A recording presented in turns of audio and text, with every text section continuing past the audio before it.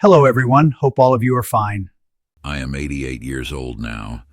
When you live this long, you begin to see life differently. You stop measuring success by money, titles, or recognition. Instead, you measure it by the people you loved and the choices you made for them. For most of my life, I believed one simple truth: a man should sacrifice everything for his family. That belief guided nearly every decision I made, every hour I worked, every opportunity I rejected, every dream I quietly buried.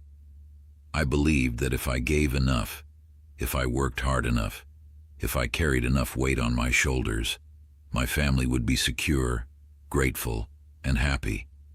And for many years, I felt proud of that role.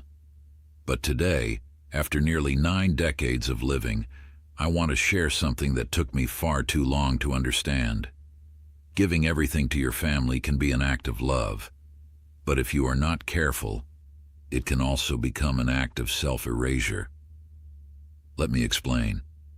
When I was a young man in my 20s, I had many dreams. I wanted to travel. I wanted to start a small business with a friend. I wanted to study further and become the first person in my family to earn a higher degree. But life moved quickly. I got married young. My wife was kind, strong, and patient. Within a few years, children arrived. Suddenly, responsibility was no longer an idea. It was a living reality. Diapers had to be bought. Rent had to be paid. Food had to be on the table. Dreams began to feel like luxuries. So I made a decision that many young fathers make. I placed my ambitions quietly on a shelf and focused entirely on providing. At the time, it felt noble. I worked longer hours than most of my colleagues. When they went home early, I stayed. When overtime was offered, I accepted it. When difficult tasks appeared, I volunteered. I told myself that every sacrifice I made would build a better future for my family. And for a while, it seemed to work. The bills were paid. The children had clothes. We slowly moved into a better neighborhood. People praised me. Friends would say, "You're a good man. Your family is lucky to have you." Those words felt good, but something else was happening quietly beneath the surface. While I was busy building a life for my family, I was slowly disappearing from it. I was physically present in the house, but emotionally and mentally exhausted. I came home late, ate dinner quickly, and fell asleep while the children were still talking about their day. I told myself it was temporary, just a few more years of hard work, just until the children grow up, just until we become financially secure. But life rarely pauses while you are making plans. One evening, when my eldest son was about 10 years old, he asked me a question that still echoes in my memory.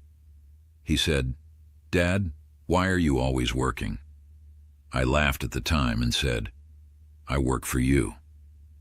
He looked at me with confusion and said something simple that I did not fully understand then. He said, "But I just want you to be here." Children measure love differently than adults. They do not count hours worked or bills paid. They count moments. And many of those moments slipped quietly through my fingers. In my 40s, my career was stable. The children were growing. My sacrifices had indeed built a comfortable life for them. But another realization slowly appeared. The more you give without boundaries, the more people begin to expect that level of giving as normal. At first, your sacrifices are appreciated. Later, they are assumed. Eventually, they become invisible. This is not because your family is ungrateful or cruel. It is simply how human nature works. People adapt to what they receive regularly. If you always say yes, your yes becomes the baseline.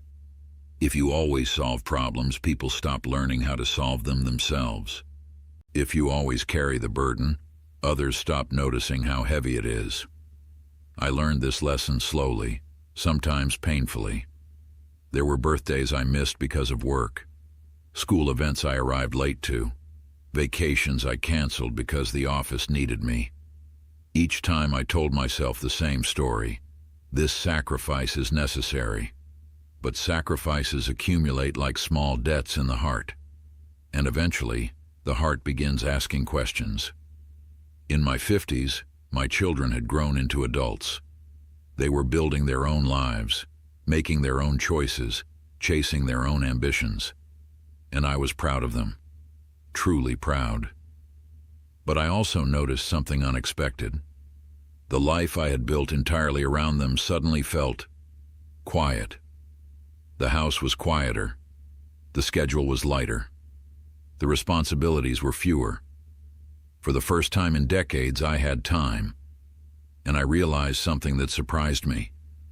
I did not know what to do with it. When you spend your entire life being the provider, the problem solver, the pillar of strength, you forget how to simply exist as yourself. You forget what you enjoy, what excites you, what interests you. Your identity becomes a role rather than a person. Many parents experience this moment but rarely talk about it. It is the moment when you realize that love and sacrifice must exist together with self-respect.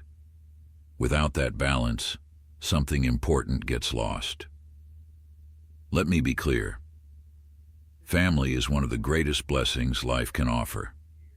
The laughter of children, the comfort of a partner, the warmth of shared memories. These things give life meaning. But love should not require you to erase your own existence. I learned another important lesson in my 60s. Children do not need parents who sacrifice everything. They need parents who demonstrate balance. When children see a parent with dreams, passions, and boundaries, they learn something powerful, that life should be lived fully, not just endured.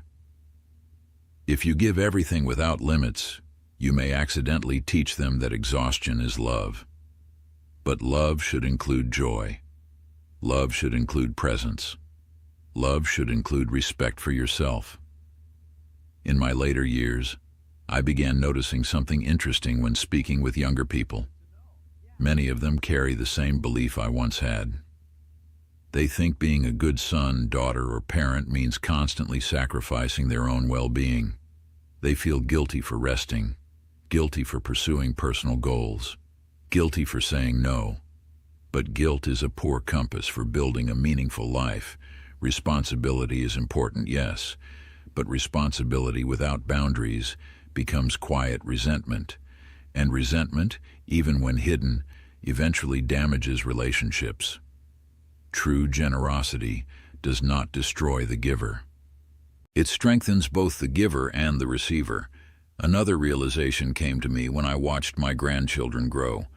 They loved spending time with me not because of what I provided, but because of how I showed up, when I listened to them fully, when I laughed with them, when I told stories about my youth. Presence creates stronger memories than provision. Many people believe that the best gift they can give their family is financial security.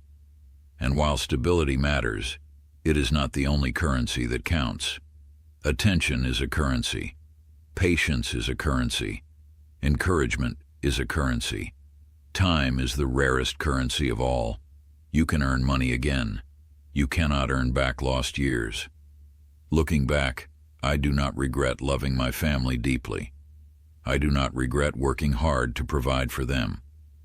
What I regret is believing that love required me to abandon parts of myself. A healthy family does not demand that. A healthy family grows together. If I could sit across from my younger self, I would offer him 3 pieces of advice. First, provide for your family, but do not disappear while doing it. Your children need your presence more than your perfection. Second, protect small parts of your life that belong only to you. A hobby, a dream, a friendship, a moment of solitude.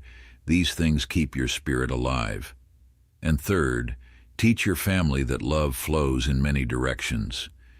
You do not have to carry every burden alone. Allow others to contribute. Allow others to help. Allow others to grow through responsibility. Families are strongest when effort is shared.